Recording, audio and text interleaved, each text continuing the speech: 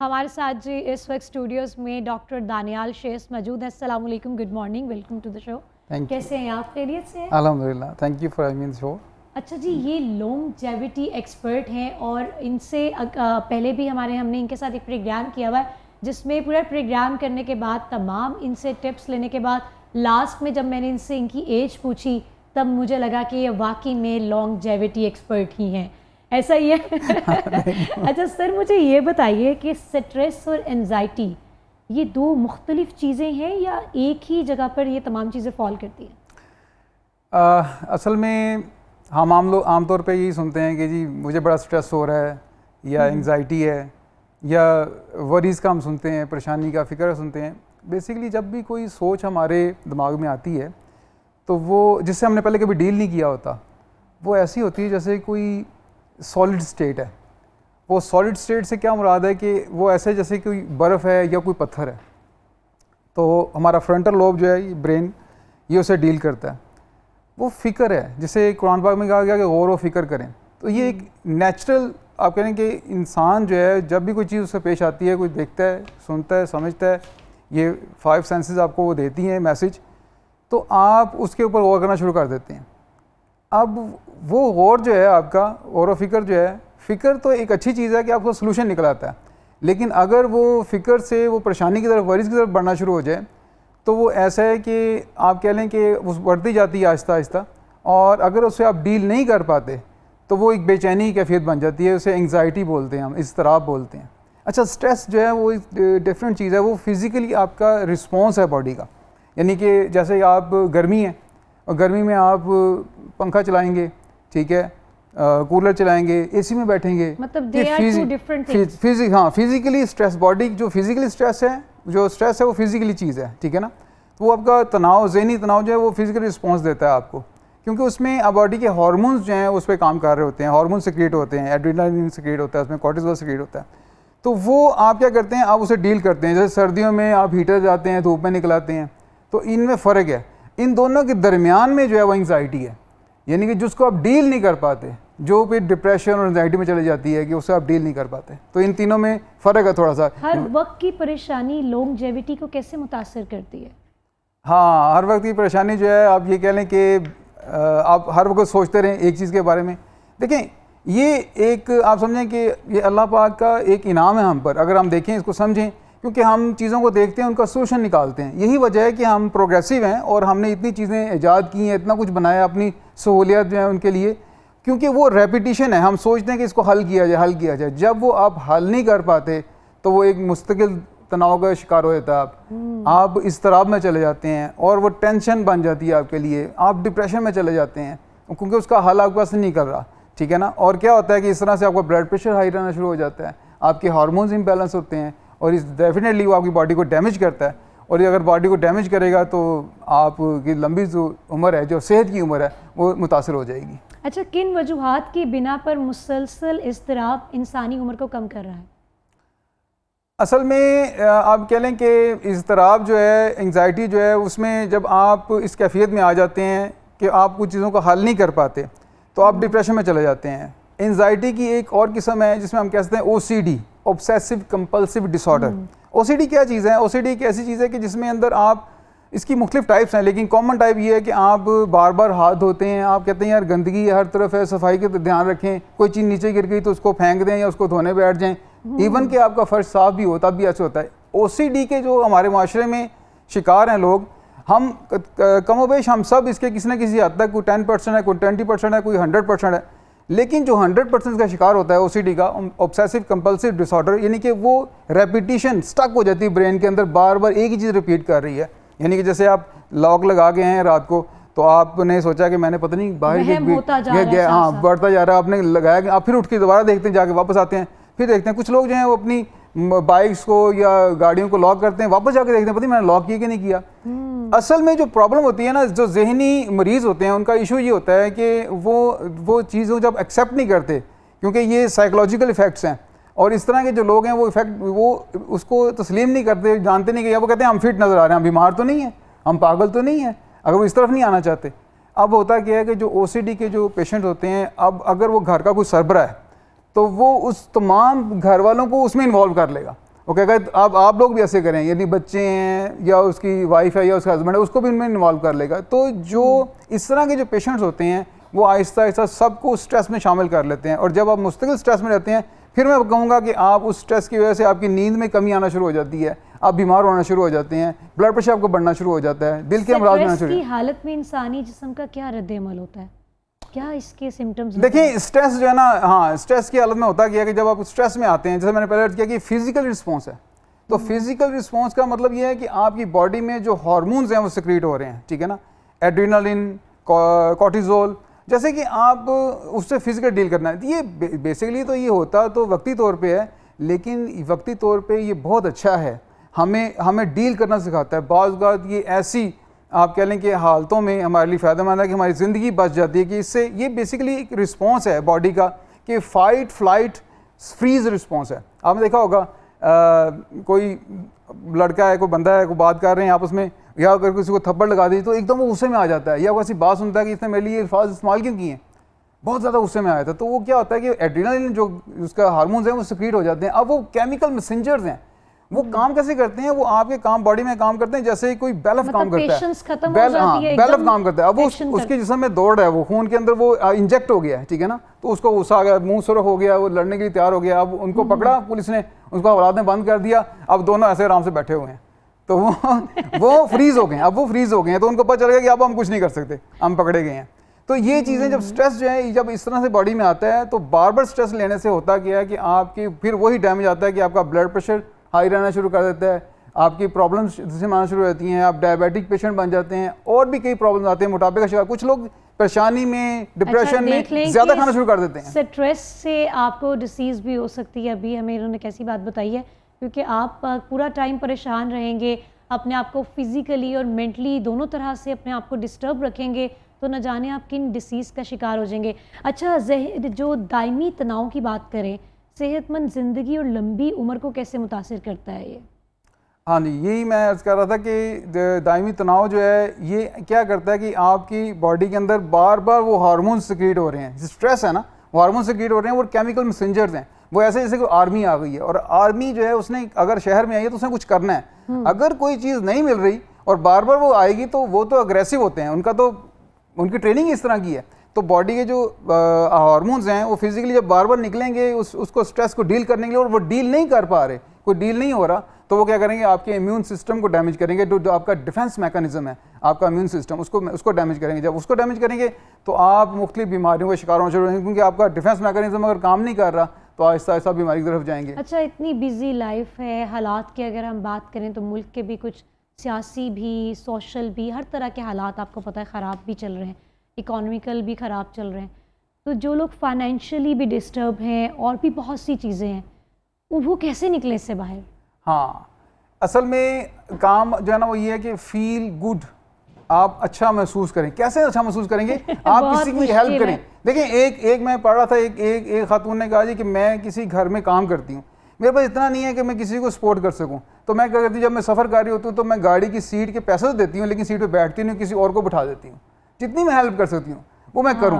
जब हम दूसरों के कनेक्शंस बिल्ड करते हैं, अच्छे कनेक्शन में, तो हमारे क्या होता है, फील गुड हार्मोन्स जो है बॉडी में वो सिक्रीट होते हैं, जैसे डोपामाइन, सेरोटोनिन, ये बॉडी में सिक्रीट होते हैं, और आप अच्छा महसूस करते हैं। और अच्छा महसूस करने से क्या होता है, ऑटोमेटिक आप स्माइल पास करें, स्माइल पे कुछ नहीं जाता। हम हर वक्त टेंशन में रहते हैं कि यार ये मसला क्यों हो गया, ख्वाजा गमगीन बने रहते हैं, ऐसे जो मसले हमारे नहीं हैं उसमें भी उलझे रहते हैं। अच्छा जी, गुफ्तगू का सिलसिला जारी रहेगा, एक शॉर्ट से ब्रेक से वापस आते हैं, stay with us. Welcome back जी, गुड मॉर्निंग वंस अगेन। हमारे साथ लॉन्गजेविटी एक्सपर्ट डॉक्टर दानियाल शैस मौजूद हैं और बहुत ही इंफॉर्मेटिव गुफ्तगू जी चल रही है। सर ये बताएं कि हर्बल रेमेडीज़ के साथ क्या ये जहनी तनाव, ये इज़्तिराब, क्या इसमें कोई कमी बेशी आ सकती है?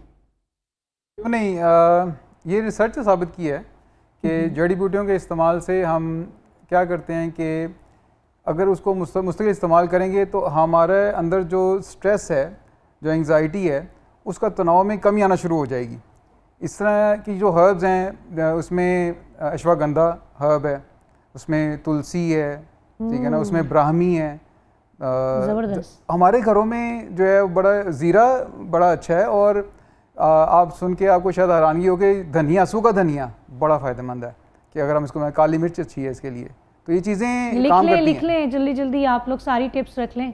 अच्छा सर, कोई ऐसी आइटम भी है हमारे घर के अंदर मौजूद जो ब्लड प्रेशर को कम कर सके, जो हर शख्स के घर में हो? अच्छा, किचन में कह लें आप। हाँ मौजूद है बिल्कुल। असल में ब्लड प्रेशर जो है उसको समझना पड़ेगा। ब्लड प्रेशर अगर आपका, वो भी स्ट्रेस से ही हाई होता है ना। मैंने उसका नॉर्मल जो रेंज है उसकी 120-80 ये इसकी नॉर्मल रेंज है। अगर इससे ऊपर जाता है आपका तो आपका ग्रेड 1 होगा, फिर ग्रेड 2 होगा।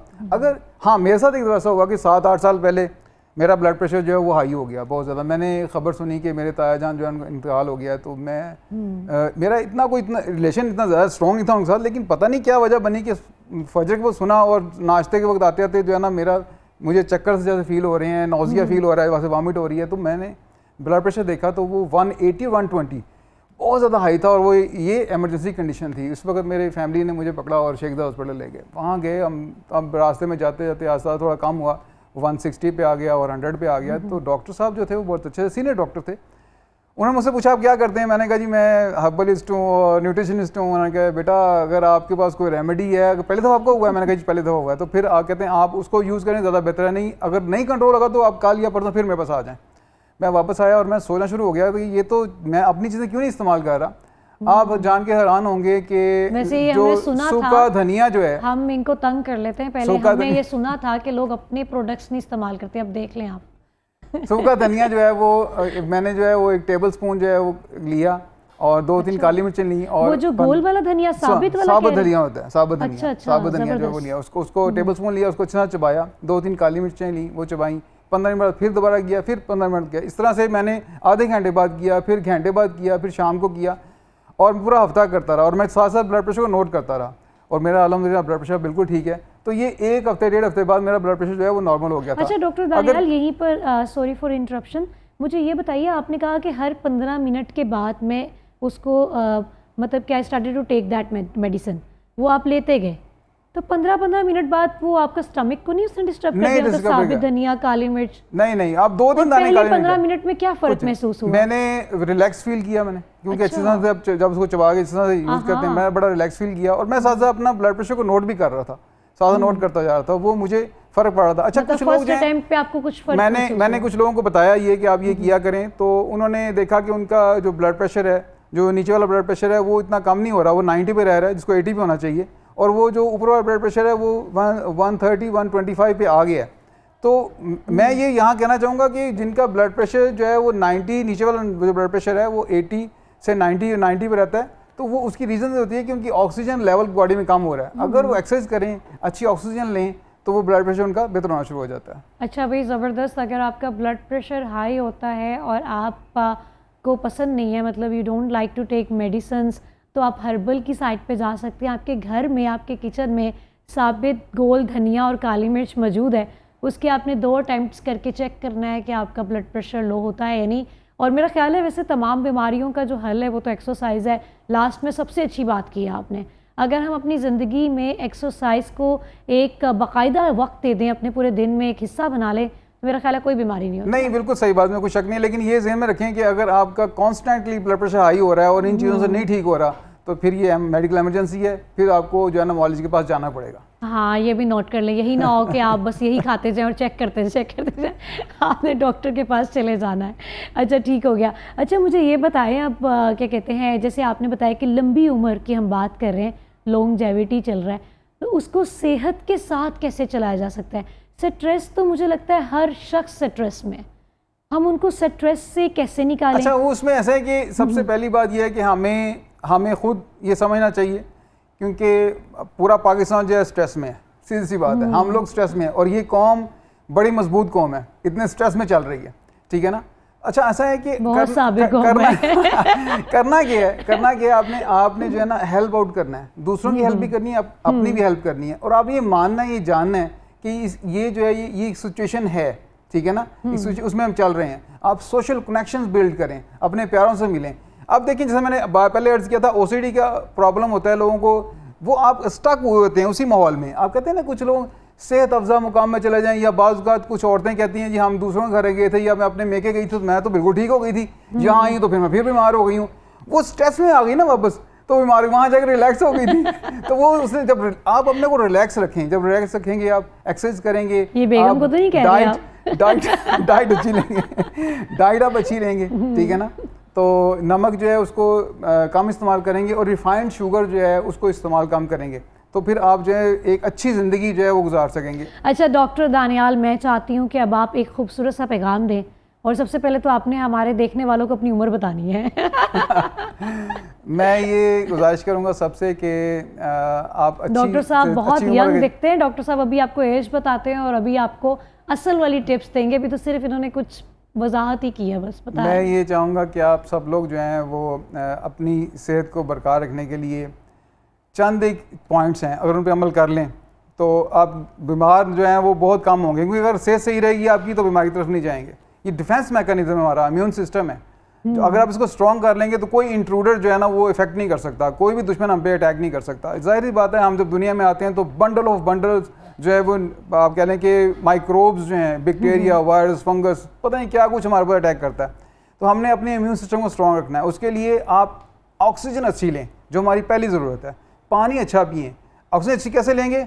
आप वॉक करेंगे। जब वॉक करेंगे आपको फील होगा कि आप डिहाइड्रेशन हो रही है, आपको पानी प्यास लगेगी, आप पानी पिएंगे। पानी अच्छा लें। पानी पीने के लिए आपको ज़रूरी है कि पानी के अंदर कुछ डाल के पिएं, खाली पानी ना पिएं, क्योंकि वो क्या होगा कि आपकी बॉडी जो है, अगर पानी पिएंगे तो बॉडी से इलेक्ट्रोलाइट्स निकल जाएंगे, मिनरल्स निकल जाएंगे, तो आप कमज़ोर हो जाएंगे। डॉक्टर साहब यहाँ पर ऐड भी कर दीजिएगा, जो आपने कहा खाली पानी ना पिए, खाली पानी नहीं वो पीना क्या चाहिए। होना चाहिए? वो नींबू पानी होना चाहिए? नींबू पानी पी लें। पानी आप कह लें कि पानी में कुछ हर्ब डाल लें, वो पी लें, कावा टाइप चीज़ बना लें, उस तरह कर लें। जैसे लोग निहार मुँह, जैसे मैं तो शहद डाल सकते हैं पानी में, निहार मुँह जूस के साथ करती हूँ। जूस, फ्रेश जूस पी सकते हैं। असल में हर वक्त जूस नहीं पीना चाहिए। मैं कहता हूँ फलों को, साबुत जो फल हैं उनके खाना चाहिए, क्योंकि उसमें फाइबर होता है, उसमें बेशुमार चीज़ें ऐसी हैं जो कि जब जूस आप पीते हैं तो जूस में वो चीज़ें निकल जाती हैं। तो जो फल आप खा सकते हैं उसको खाएं, ठीक है। और जो पानी है उसके अंदर कोई ना कोई हर्ब डाल के, घरों में आम जैसे तुलसी के पत्ते हैं वो डाल सकते हैं आप, मिंट भी, ठीक है, मिंट डाल सकते हैं। ये वो मिंट फैमिली है। तुलसी जो है, न्याज़बो वगैरह, ये मिंट फैमिली है, तो ये आप डाल सकते हैं, इस्तेमाल कर सकते हैं। धनिया डाल सकते हैं, ज़ीरा डाल सकते हैं। ये चीज़ें डाल के हल्की मिकदार में उसको इस्तेमाल करें, ठीक है ना। और सबसे बड़ी बात यह है कि हमारी जो डाइट है इसके अंदर जो है माइक्रो न्यूट्रिएंट्स वो कम हो गए हैं, जिसमें आप मिनरल्स कम हो गए हैं, उसके अंदर calcium, potassium, zinc, iron, magnesium, ये चीज़ें कम हो गई हैं। तो हमें सप्लीमेंट्स ज़रूर लेने चाहिए, किसी भी अच्छी कंपनी का लें, लेकिन अपनी डाइट में उसको शामिल करें। सप्लीमेंट्स जो हैं मैंने सुना वैसे नहीं लेनी चाहिए। नहीं, सप्लीमेंट्स देखें, ऑर्गेनिक सप्लीमेंट्स लेने चाहिए। हाँ, ये आपने इसलिए सुना होगा क्योंकि जो इन ऑर्गेनिक सप्लीमेंट्स हैं, जैसे कैल्शियम है। अब कैल्शियम जो है ये चूना है, जो वाइट वॉश करते हैं घरों में, चूना जो है कैल्शियम कार्बोनेट, ये आपकी बॉडी में जो आगे आप जो है ना आपकी बॉडी को एक स्ट्रेस देगा, ठीक है, आपके डाइजेस्ट सिस्टम पे एक असर डालेगा और जल्दी डाइजेस्ट नहीं होगा। 10% जो है जिस्म का हिस्सा बनेगा। इसके मुकाबले पे आप क्या करेंगे? मरजान इस्तेमाल करेंगे, कोरल कैल्शियम इस्तेमाल करेंगे। वो जो कैल्शियम है वो नेचर ने दिया है, उसमें कुरान पाक में जिक्र है, अल्लाह पाक ने जिसको नेमत कहा गया है, ठीक है ना, लूलू वल मरजान, याकूत वल मरजान। तो मरजान को इस्तेमाल करें, कोरल कैल्शियम इस्तेमाल करें। नेचुरल जो कैल्शियम है, अंडों का छिलका भी जो है वो नेचुरल कैल्शियम है, उसको भी आप इस्तेमाल कर सकते हैं, बारीक करके पाउडर के अच्छी तरह से। नैनो टेक्नोलॉजी आ गई अब, मतलब मेडिकेशन की जानिब जाने के बजाय अब हर्बल साइड पे रहें। और मार्केट में ऐसे सप्लीमेंट्स भी अवेलेबल हैं जो ऑर्गेनिक हैं। ज़बरदस्त जी, थैंक यू सो मच जी। हमारे साथ डॉक्टर दानियाल शेस मौजूद थे और बहुत ही ज़बरदस्त खूबसूरत गुफ्तगू इन्होंने की। बहुत शुक्रिया आपके वक्त का। आप अगर जी सेहतमंद और लंबी ज़िंदगी चाहते हैं तो सबसे पहले अपनी ज़िंदगी में से स्ट्रेस ख़त्म करें, क्योंकि आजकल हर शख्स ही परेशान है। ज़िंदा तो हमने रहना ही है, क्योंकि हम इतने गुनाहगार हो गए कि अभी हमने बहुत से इम्तिहान देने हैं। इसलिए अब स्ट्रेस से बाहर आ जाए ताकि आप बीमारियों का शिकार ना हो जाएं।